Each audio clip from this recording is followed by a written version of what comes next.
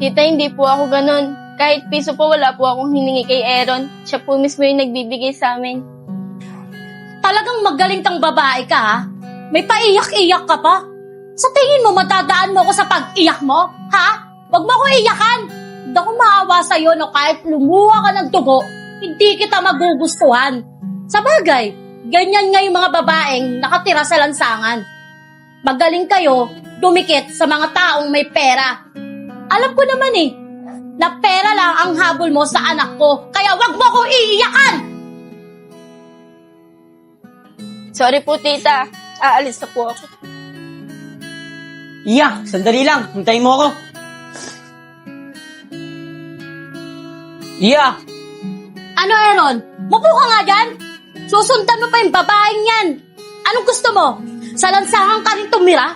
Rose, hayaan mo nga yung anak mo. Kaya naman yata niya mabuhay mag-isa kahit wala tayo. O ano, Aaron? Dati mo na nagsabi kung kaya mo na bang mabuhay nang wala kami. Mami, mahal ko po si Iya.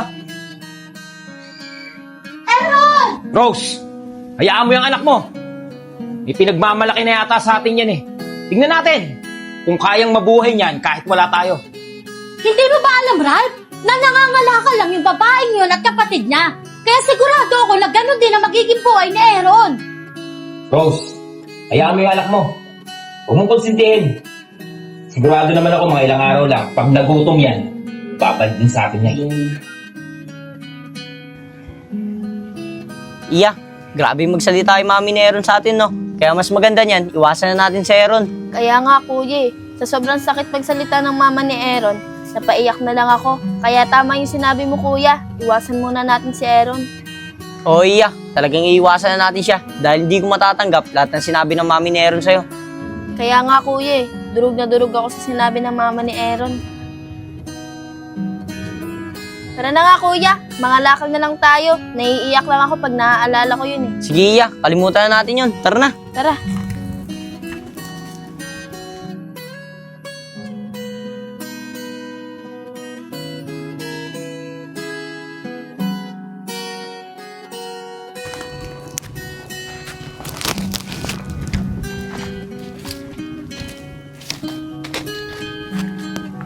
Iya, walang kalakal dito. Tara, doon na lang tayo sa tulay. Sige, kuya, tara. Doon lang tayo sa tulay. Sigurado ako marami doon. Tara.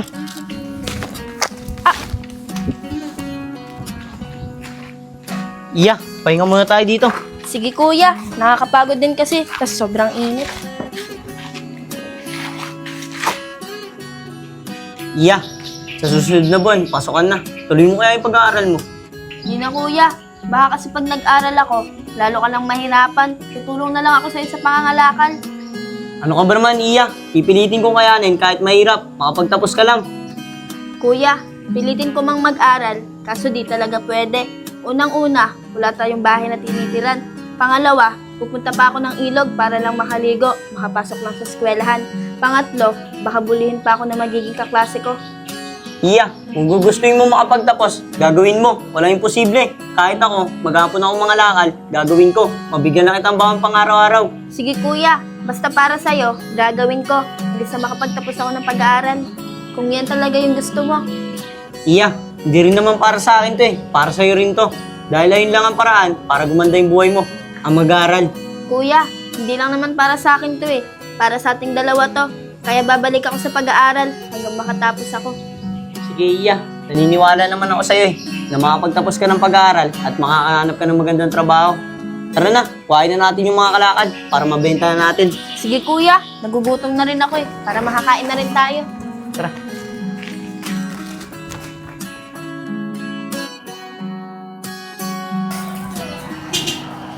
Iya, malaki na pagbentahan natin ngayon 250. Saan tayo kakain ngayon? Kuya, sa karanderya na lang para may sabaw. Gusto ko rin kasi umigop ng sabaw O sige, tara na. Tara.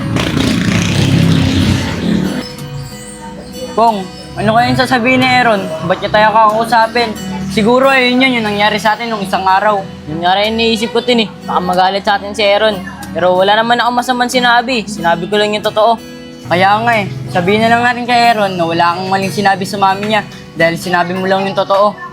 O Tin, sabihin na lang natin kay Aaron na sinabi natin yung totoo sa mami niya kasi tatawag siya ng pulis.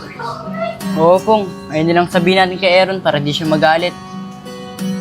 Sakto, nandun sila Justin. O Justin, ayun na pala si Aaron. Mga tol, kayo na ba kayo nandyan? Aaron, mga 10 minuto lang nakalipas. Siya nga pala, ba't mo kami pinapunta dito? Mga tol, nalayas kasi ako sa amin. Gusto ko sana, kung nagtanong sa inyo si Mami kung nasan ako, sabihin nyo, di nyo alam. Tsaka sabihin nyo rin, di ako pupunta kay Iya. Sa iba ako pupunta. Sige Ron, pero kung hindi ka pupunta kay Iya, saan ka pupunta? Hindi, Tin. Hindi mo ako mag-gets eh. Ang totoo talaga nan, pupunta talaga ako kay Iya. Gusto ko lang, kung nagtanong sa inyo si Mami, sabihin nyo, di ako pupunta kay Iya. Ano, gets mo na? Sige Ron, nagets ko na, makakaasa ka. Ron, pasensya ka na nga pala nung nakaraan. Ako talaga nagsabi sa mami mo nun, na doon ka natutulog kala Iya. Kasi Ron, natakot lang talaga kami sa mami mo kasi tatawag siya ng pulis. Ay, oo nga pala Ron. Pero wala naman sinabing masama si Pongpong eh. Sinabi niya lang talaga yung totoo. Okay na yung mga tol. Ang mahalaga, nalaman na ni Mami yung totoo. Tsaka wala naman silang magagawa eh. Kasi gusto ko talaga si Iya. Kaya nga ako lumayas ngayon eh. Sige Ron, akala kasi namin ni Justin magagalit ka sa amin.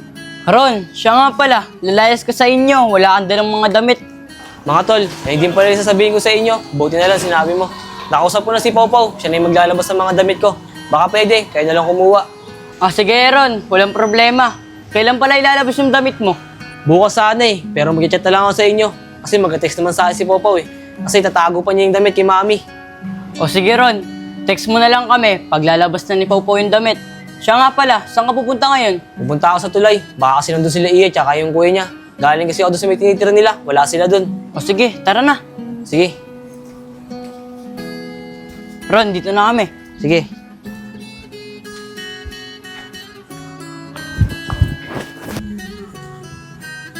Wala sila Iya dito ah.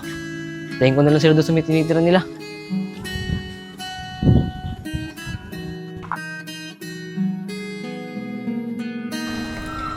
Kuya, ginabi na tayo. Ang tagal mo kasi maglaro ng basketball eh. Ano ka ba? Minsan lang ako maglaro ng basketball eh. Tara na nga, para makapagpahinga na tayo. Tara. Si Aaron to ah. Tara kuya, maghanap na lang tayo ng ibang matutulugan. Sige, tara. Tara. Kuya, Iya, sandali lang. Kuya, ba't kayo alis? May nagawa ba akong mali sa inyo? Ang lakas ng loob mo ah. Pumunta ka pa talaga dito. Pagtapos ng lahat, yung sinabi ng mami mo sa kapatid ko.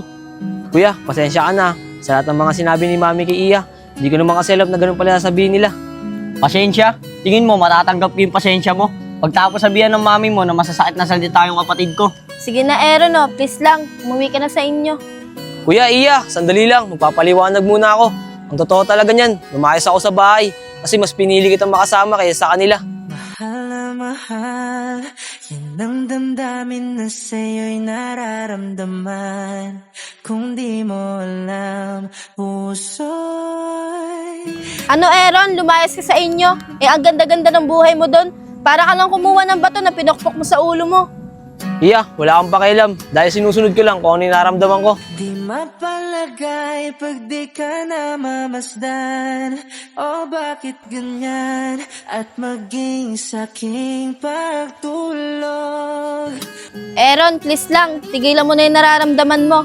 Parehas lang tayo masasaktan. Hindi pa nga tayo pero tutol na yung magulang mo. Iya, wala naman silang magagawa eh. Dahil ikaw yung gusto ko. Kaya nga ako lumayas eh. Kasi mas pinili kita kaysa sa kanila. Laging alaala ka. Nais magkapiling, nais magkayakap sa tuwi na. Aaron, huwag mo na ipilit yung gusto mo. Kung hindi ka titigil, ako na mismo ang lalayo at iiwas sa'yo. Aaron, umalis ka na. Kasi maaga pa kaming mga lakal ni Iya bukas. Tsaka magpapahinga na rin kami. Tara na, Iya. Dahil sa'yo, ang puso kong ito ay natutong magmahal. Sadya bang ganyan? Sana. Buti naman, di na nangulit si Aaron. Iya, magpahinga na tayo. Dito ka sa taas, dito ako sa lapag. Sige kuya.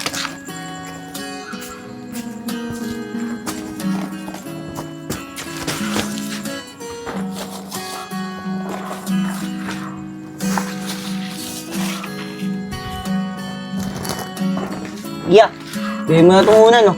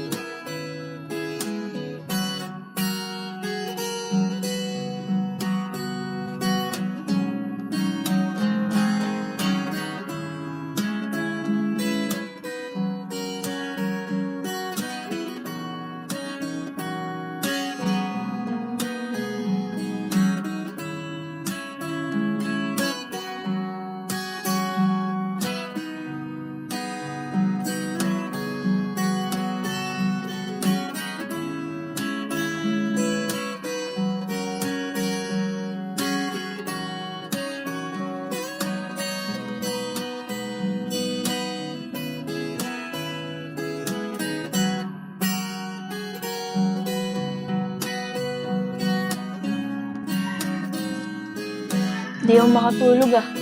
Nag-aalala ako kay Aaron. Siguro dyan siya natulog.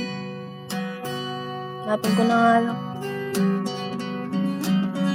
Aaron, di mo naman kasi ako maintindihan eh. Tsaka sigurado naman ako na malaki yung pangarap sa'yo ng mami mo. Kaya hayaan mo na ako.